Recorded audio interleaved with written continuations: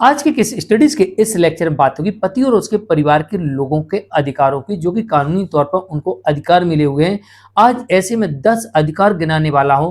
अगर पत्नी या उसके परिवार के लोग आपके साथ किसी तरीके का दुर्व्यवहार करते हैं, धोखा करते हैं, चीटिंग करते हैं, उत्पीड़न करते हैं, शोषण करते हैं, ब्लैकमेलिंग करते हैं, मारते हैं, पीटते हैं, डराते हैं, धमकाते हैं, तो ऐसी स्थिति में आप इन 10 अधिकारों का प्रयोग कर सकते हैं और ऐसी पत्नी हो, चाहे उसके परिवार के लोग हों, चाहे उसके रिश्तेदार हों, चाहे उसके सहयोगी हों, चाहे बॉयफ्रेंड हो, सभी को आप जेल भिजवा सकते हैं और इनसे हमेशा हमेशा के लिए नाता भी तोड़ सकते हैं और मेंटेनेंस एलोमनी से भी हमेशा के लिए बच सकते हैं। चलिए आज के स्टडीज के इस लेक्चर में पति के ऐसे 10 अधिकार जो उसे जानना जरूरी है।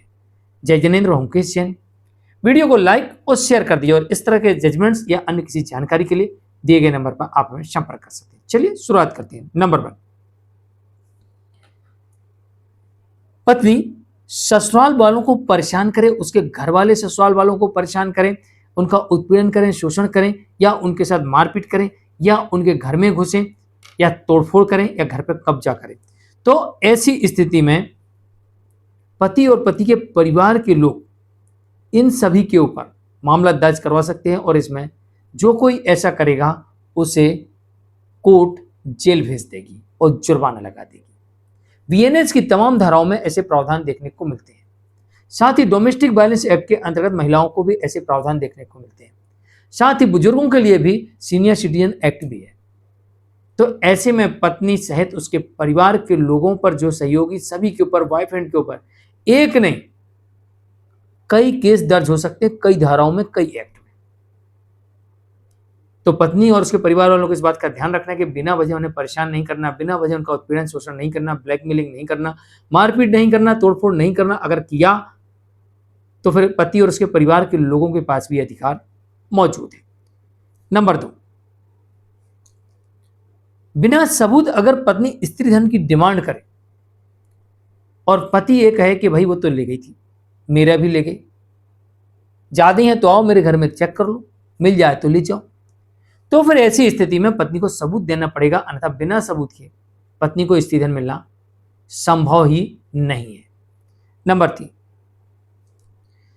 अगर पत्नी ने झूठे आरोप लगाए, पत्नी के परिवार वालों ने झूठे आरोप लगाए, झूठी शिकायत दी, झूठे केस दर्ज करवाए, झूठे आपराधिक मामले दर्ज करवाए, तो झूठा केस दर्ज करवाना कानून की भाषा में सबसे बड़ा अपराध माना गया है। कोर्ट ये कहती है कि आपने झूठा केस करके कोर्ट को भी गुमराह किया, जांच एजेंसियों को गुमराह किया और सामने वाले व्यक्ति का उत्पीड़न किया, तो ऐसे में आपसे कंपल्सेशन भी दिलाया जा सकता है, आपको सीधे जेल भी भेजा जा सकता है और आपके ऊपर जुर्माना भी लगाया जा सकता है। झूठा केस करना, झूठी शिकायत करना, इसमें 10 साल तक की सजा और जुर्माना दोनों का प्रावधान है और कंपल्सेशन भी आपको देना पड़ सकता है। ये बात भी ध्यान रखिए। तो पति और उसके परिवार के पास में ये अधिकार भी मौजूद है। इसको ध्यान में रखिए कि आरोप लगा रहे हैं तो साबित करना आपकी जिम्मेदारी है, वरना ये कानून आपके ऊपर लागू हो सकता है। नंबर 4, झूठा एफिडेविट देना। अब पति दे चाहे पत्नी दे, कोई भी दे झूठा एफिडेविट, जो कोई झूठा एफिडेविट देगा इसमें 7 साल तक की सजा का प्रावधान है और साथ में जुर्माने का। अब आमतौर पर पत्नी कहती है कि भाई पति की इनकम तो इतनी है, पति इतना कमाता है, जबकि पत्नी पति के साथ रह के आती है, उसे हर चीज पता होती है। इवन कि पति के बायोडाटा में भी छपाता है या ऑनलाइन बायोडाटा दिया है, उसमें भी लिखा हुआ है कि मेरी सैलरी, मेरी इनकम इतनी है और मेरे परिवार की इनकम इतनी है।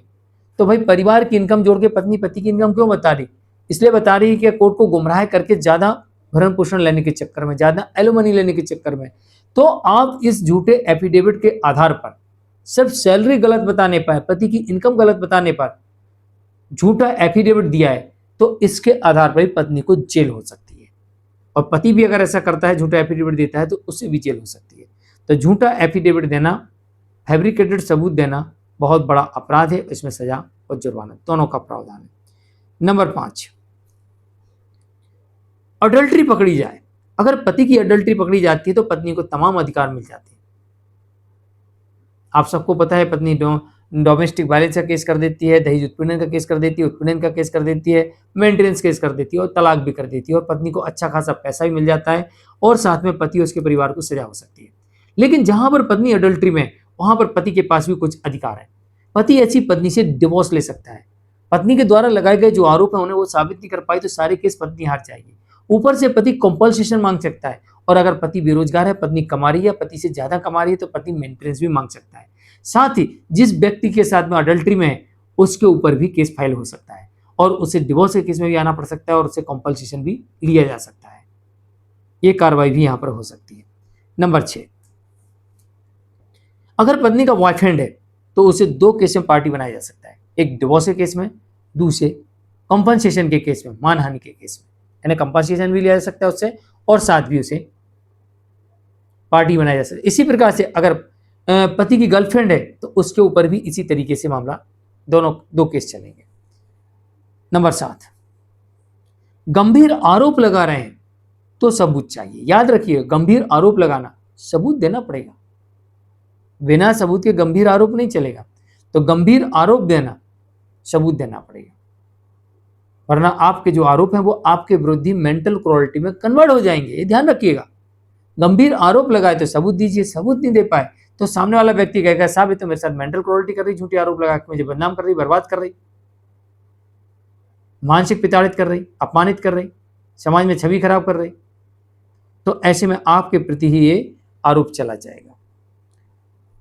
नंबर 8, पत्नी को पहले बताना होगा कि वो पीड़ित है, भरण पोषण मांगने के पहले, तलाक मांगने के पहले, डोमेस्टिक वायलेंस में तमाम अनुतोष मांगने के पहले। अगर पति अपनी तरफ से तत्काल सारा पक्ष रख देता है तो अब पत्नी को हर हाल में बताना पड़ेगा कि वो पीड़ित है, तो ही कोर्ट उसे मेंटेनेंस देगी, तो ही कोर्ट उसे अनुतोष देगी, तो ही कोर्ट उसे डिवोर्स देगी, अन्यथा पत्नी को कुछ नहीं मिलेगा। ये पत्नी को ही पहले साबित करना पड़ेगा।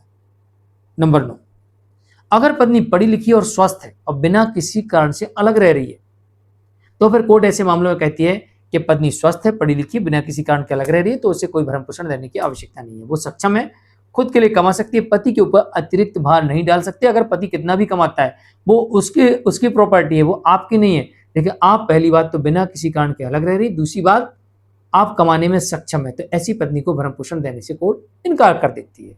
कुछ परिस्थितियों में मिलता, बाकी नहीं मिलता। नंबर 10, अगर पत्नी बिना किसी कारण के अलग रह रही है और पति ने साबित कर दिया कि मैंने पति धर्म का पालन किया है, और पत्नी बिना किसी कारण के अलग रह रही है और पत्नी ने अभी तक लगाए गए किसी भी आरोप का सबूत नहीं दिया, तो ऐसी स्थिति में पत्नी कोई केस नहीं जीत सकती, बल्कि उल्टा पति यहां पर ऐसी पत्नी से केस लड़ने का खर्चा ले सकता है, ऊपर से कंपनसेशन ले सकता है, और ऊपर से डिवोर्स ले सकता है, और ऐसी पत्नी को जेल भी भिजवा सकता है। आज के लिए इतना ही। मैं मुकेश जैन। वीडियो को लाइक और शेयर कर दीजिए। नमस्कार।